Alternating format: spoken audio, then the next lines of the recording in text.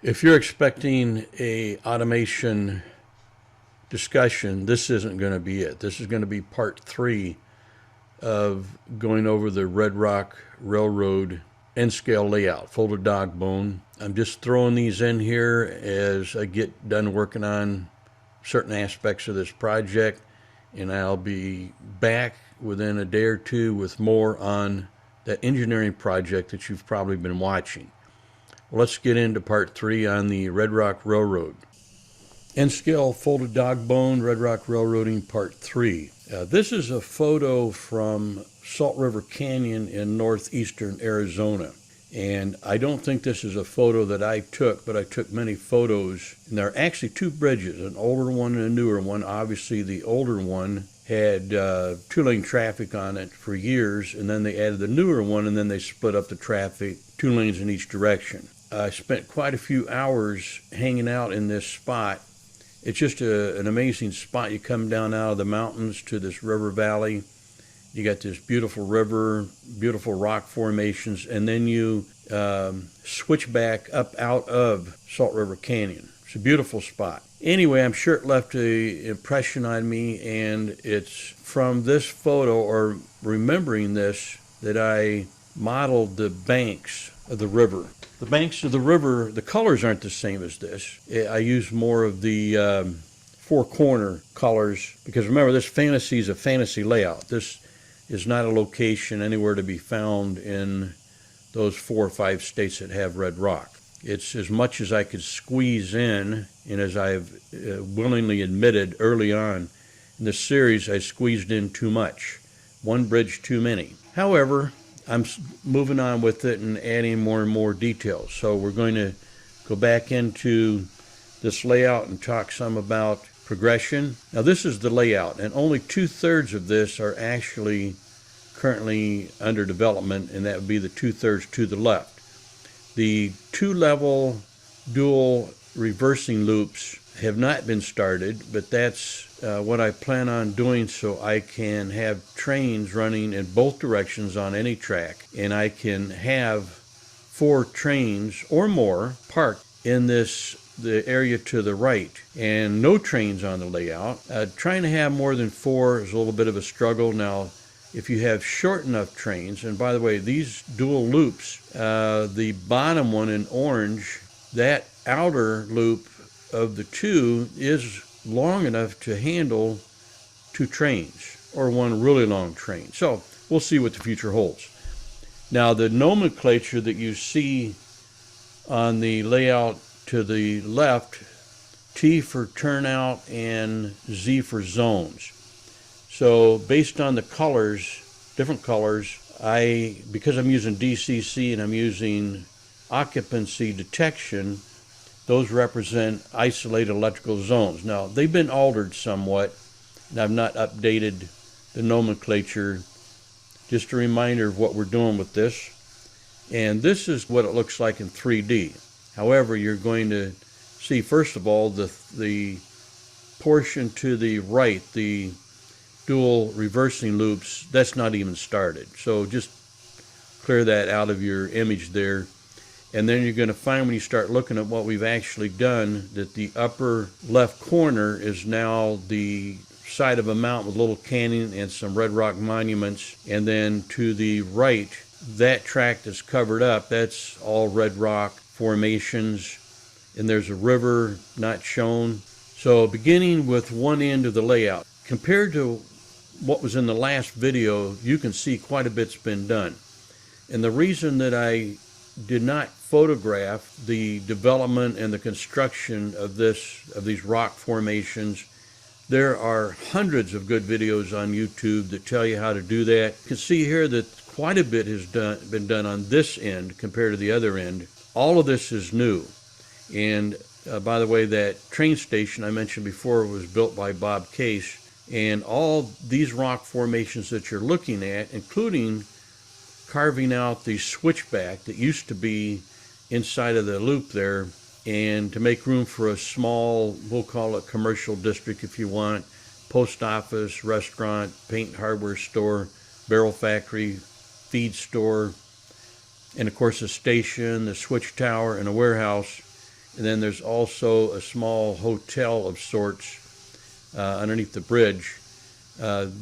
All of this was done by Trevor Jones in Bloomington, Indiana. So this is all his artwork. I commissioned him to do quite a bit of the finishing up because I had too much work to do. Obviously, videos to record for PLC Professor. I am still doing engineering, doing a bunch of material handling right now. The COVID situation has driven a lot of the commerce to online, and it's overburdened the distribution from warehouses and sorting centers. So let's look a little bit more here. Okay, now this is the same end. That end just flipped around, so you can see that we're starting a rock quarry there. Trevor Jones likes to do rock quarries. He has quite a few of them on his layout. He has a layout, I don't want to exaggerate, but a minimum of 20 times the size of this one, probably more. And the detail on his layout, density of details and really cool things on his is greater than this is. We set in there a couple pieces of heavy equipment operated by steam. Remember, this is 1950, so it is possible that there were pieces of steam equipment still operating in some of these outreach places out west. So we're trying to make this nostalgic with a lot of drama. You're going to see a lot going on here. And then on the other end of the layout, that was what I had already started with the monument, and you're going to see a lot more is going to get added. The river is papered and taped up to protect the acrylic pour, and the river banks, that's as far as I got with the Redrock. I did the river banks and the river, and everything from here on out that's Redrock is Trevor's handiwork. Okay, closer look at the quarry, and I think this is Sculpting mode. I believe that's what he used. And so he's sculpted the basic foundations for the Redrock and the quarry. And this is the other portion of it with the tunnel portal going into, if you like, the mountainside. And you can see that the strata is taking shape out of the Sculpting mode. So this is a ton of work. Now you can see that the track there, that's actually a piece of Bachmann snap track there. You'll notice that if you looked at the little plastic connector going off the end of the board there. This is to make it easy to snap in the other section, which won't be permanently attached. That's that dual stack reversing loop. Again, this is what's been done on this end. It says Old Homestead, or whatever it says there, the little black piece of cardboard with the white on it. That's going to be a building. The little yellow piece of equipment, that doesn't belong in there. That's just set there for scale. And you'll notice that the rolling stock or engines are all British, because that's all of Trevor's layout is all 100% British and all modeled after very specific locations in Great Britain.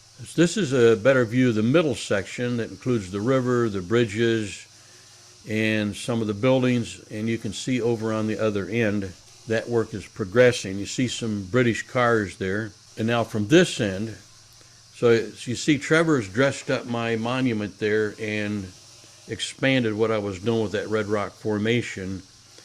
And you're seeing the beginnings of the mobile home park down there, the motel, an old clapboard-sided house, and a rustic cabin, water tower, gas station, and you get a better view of the other end from this view. And you can see we have access openings, two of them on this end and one on the other end. And on this end, you can't see it in this photo, but where the two tracks come out, you see they come from the double truss bridge, green bridge, come into the mountain, and then they come out on the other side out of this portal. Just a little reminder, this is primarily Santa Fe Railroad, and although we have these three locomotives and more, I have an F3A and B of the war bonnet from Broadway Limited's on the way, and that will be one of the mainstay. The upper one there is a PA, Alco PA, these down here are EMDs, but I don't think these paint jobs down below were available in the era that I want to portray. Then, of course, we have a steam engine. You can see on the cab AT and SF, Atchison, Topeka, and Santa Fe. And I'm actually using 3417, and this is the only photo I could find of it. Not quite as good as this photo, but it's the exact same locomotive. And then we are also, we're kind of, might be stretching a little bit, but remember, this is Redrock country. So we can run the Denver Rio Grande West Railroad through this layout as well. In a second or so, I'll show you a little video of this particular train. Not exactly the same consist, but 4 black stripe paint job running through this layout. We also have a number of diesel freight locos. We have these 3. We have that Rio Grande there, you can see, and then I think that's GP30 probably, and then the little switcher. We're going to end this by running a couple video clips from this layout, so you'll see things that have progressed in the videos that you didn't see in the photos.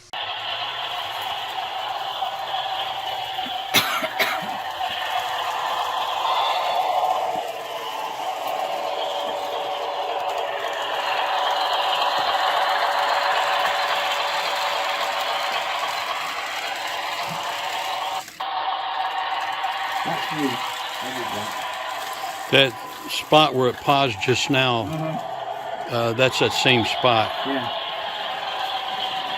And then normally we would stop at the station. It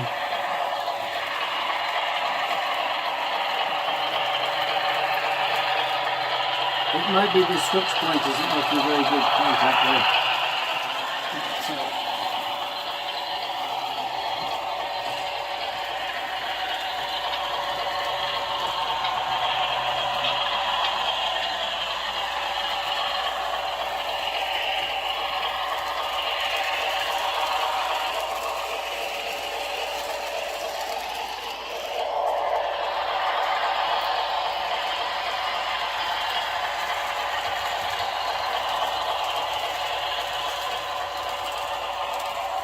Park down in the siding in between trains and run it, or even up there.